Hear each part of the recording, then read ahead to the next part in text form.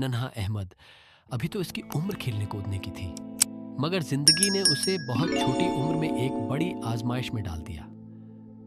Ahmad cancer जैसे मूजी मर्ज का शिकार है।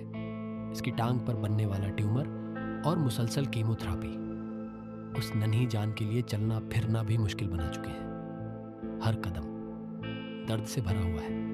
डॉक्टर ने खदशा जाहिर किया है कि शायद अहमद की टांग भी काटनी पड़ जाए। ये सोच सिर्फ अहमद ही नहीं, इसके वालिद के दिल को भी हर लम्हा तोड़ रही है। अहमद के वालिद जिला कर्क से लाहौर सिर्फ अपने बेटे के इलाज के लिए आते हैं। एक बाप जो अपने बच्चे की तकलीफ देखकर बेबस खड़ा है, मगर फिर भी उम्मीद का दामन नहीं छोड़ रहा।